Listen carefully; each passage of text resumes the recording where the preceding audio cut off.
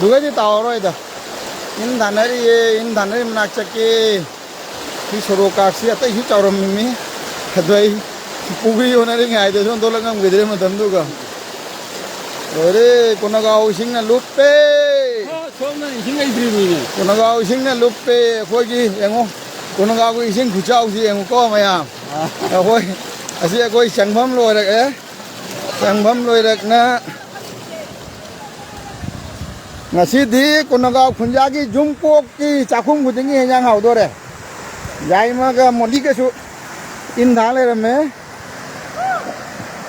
kam jaroge Cái làm sao? ko de pukhri nga loin chakre pukhri nga kayam chakhi aidene ibm mana kona khangakna magi somai do chenda bodo adai duga indo sungtang jawibo pelon macha ani jabada sum jaw ko fa big thana chande ado kono balding bu ha pe muka nga ne dai puthi mayai ngang gi duga ko in muka je pora je rang ge ang kan lag utai ro ro je lag pe ngi gan dan cha tha ai thon tharam ne mai o kai nga nu ne mirga ni ne khabak macha khabak ka chawam jaw re pori gi keno da in ji ga do khabak kya chaw ho khabak no hare re Sukchaw wo khaba kai deinu ne ओरो सि Hare Hare ga hai masak nama bhajagri ba side mama pu ne ai pare ma loira mi pai ne ai pare khaba ka chawam jaw re kilo mama khai mulung mani sina akoi gi konogaw de adampu bazar lambi lakpada akoi good neighbors no mangi ma khong mang le kai hare kheng ban naya potton khunda asi lambi ni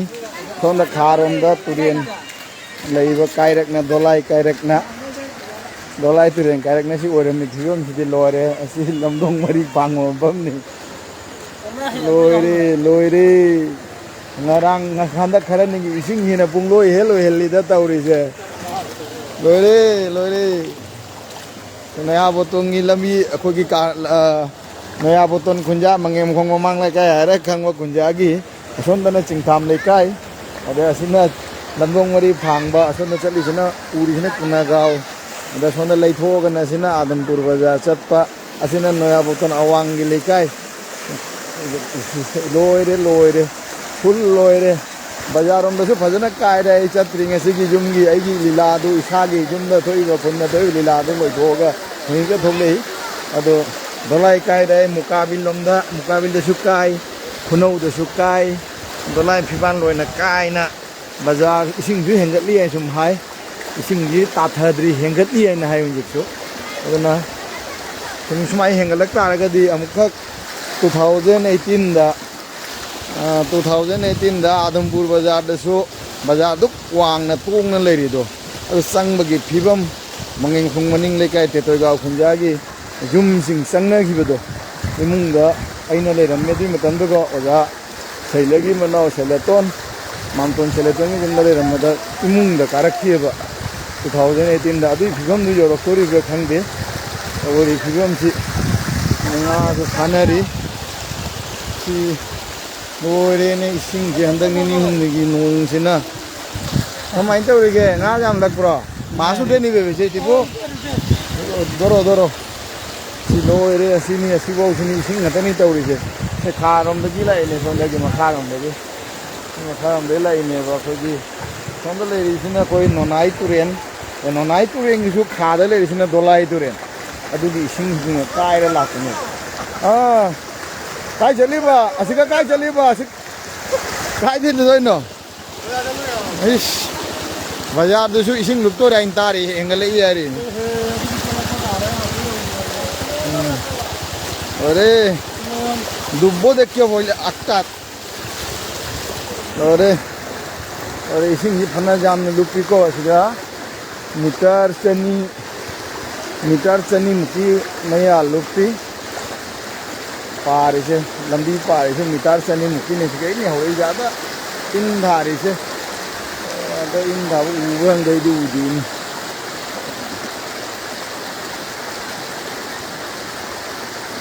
तो ताबना सेगा इन धारी ताबना ने इन धारी सिगगी स्वाई गई नहीं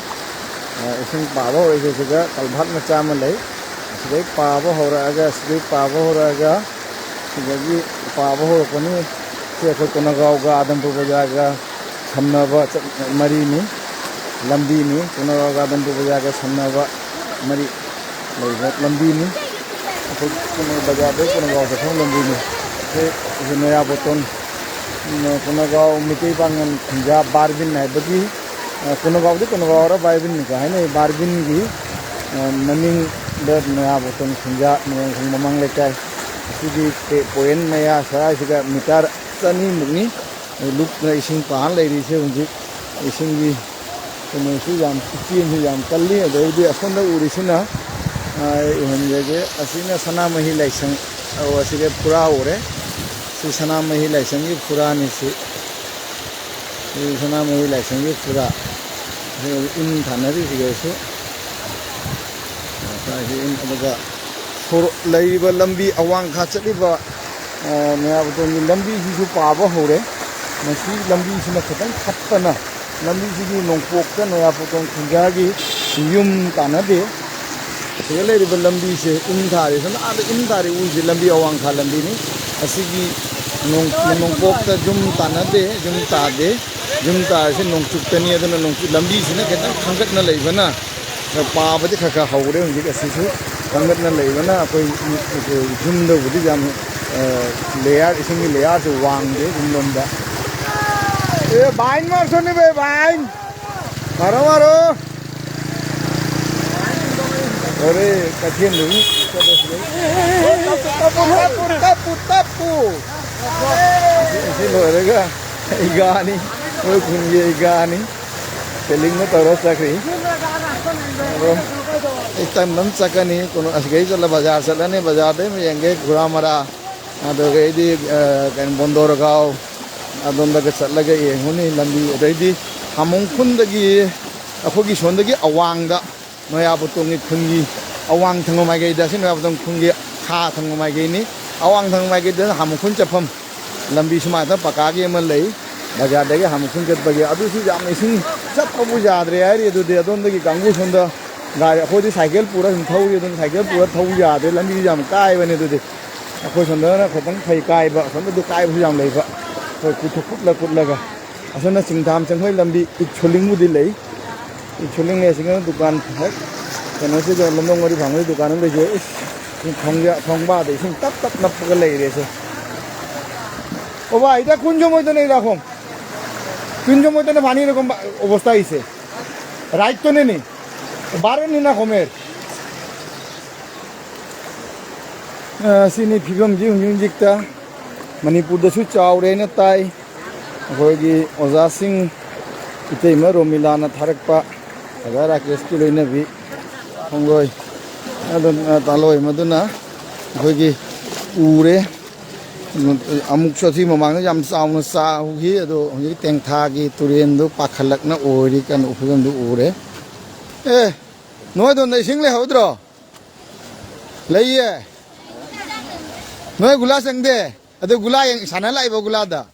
he mangeng hong maning lai kai te te ga khunja ge lai sai ma jang ge ta lai ising ne sana lai me mo do chau de